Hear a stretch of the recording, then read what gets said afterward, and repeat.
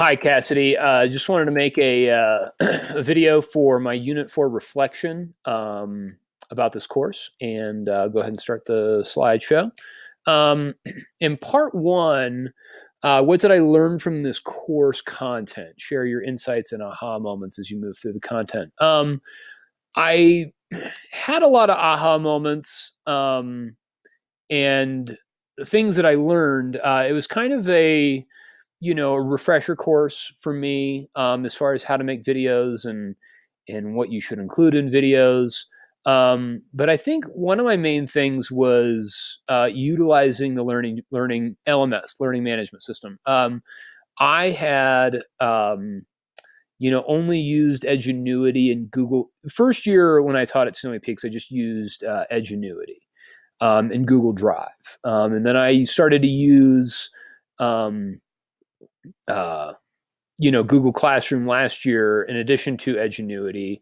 And I wanted something where everything was housed. I wanted like a central location for everything. And I learned about Google Sites this past spring when I took a Google Apps for Education course, for extra grad credit.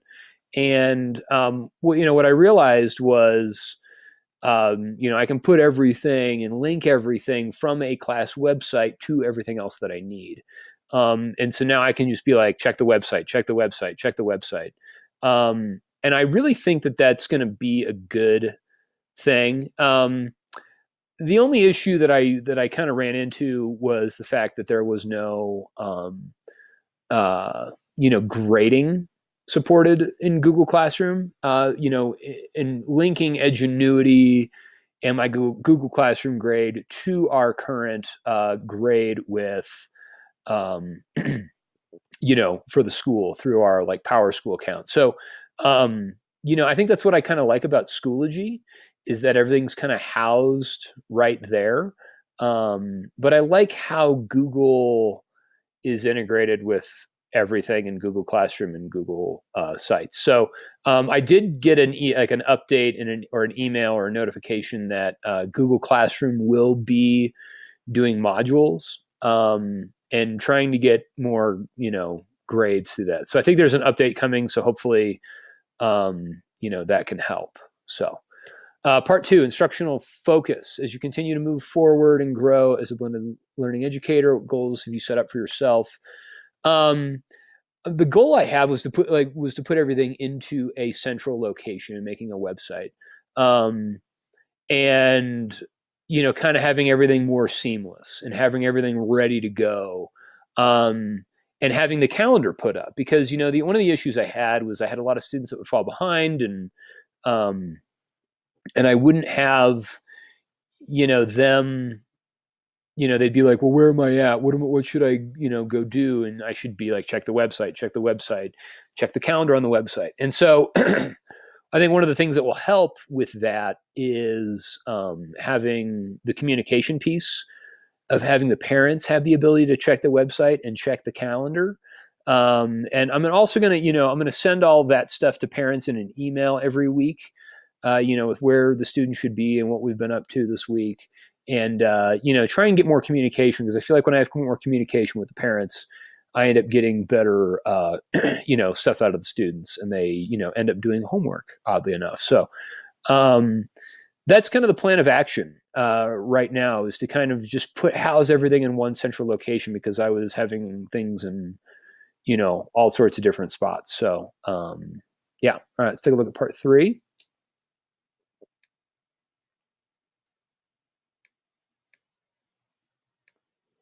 Okay, so related independent research, conduct an additional search for resources related to this course content. How will you apply this knowledge? Did you investigate anything that posed questions or concerns in your transition to blended learning? So, I think the independent research that I did was not using Schoology or Moodle, and using a Google site and creating something that was mine. And I feel like there are things that I like about Schoology and things that I don't like necessarily about Schoology. I think I think Google is very intuitive. I feel like it's easy for students to, to learn that learning management system. Um, and I think that, I like how everything in Google talks to each other. And so it's easy to link things up and to do those types of things. And I know I can do that within Schoology too.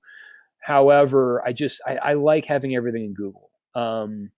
And the concern that I have with using a website like that in school, and my Google site, using Google Classroom and using Edgenuity, is they don't Edgenuity doesn't talk with Google Classroom, so to speak, and Edgenuity doesn't talk with my Google site very well. So I think I can link things up into Edgenuity, um, to find out where those things are. And I don't think that that's too hard, because that is our where we do assessments. I do think what I might start doing is go away from Edgenuity a little bit, and to have everything housed on Google Classroom, and using Edgenuity, using their quizzes and stuff like that. But the thing of it is I'd have to create all that, and that's just a time-consuming piece.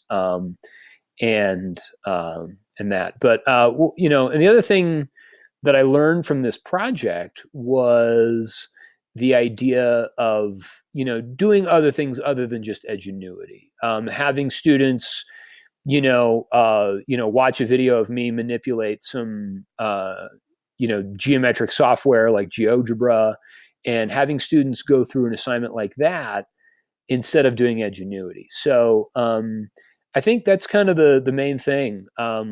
And when I was going through this class, I just had this, oh, I could do that on my website, or oh, my website doesn't do that, but how could I make it work? Maybe what things could I change about what I'm doing to get me there? So um, I feel like I learned a lot. I feel like I have things dialed in for the beginning of the year, and this class really helped me get that dialed in.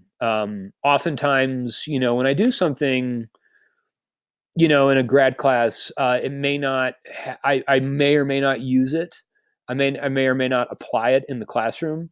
Um, and so sometimes I do, sometimes I don't. And I feel like this one really allowed me to hone in on something, on an idea that I wanted to do before I even took the class. So I was really happy that I was able to use this class to, get my ideas all down into one thing. So that's all I got. Hopefully this is good enough. Let me know if you need anything else. Thanks a lot. Bye.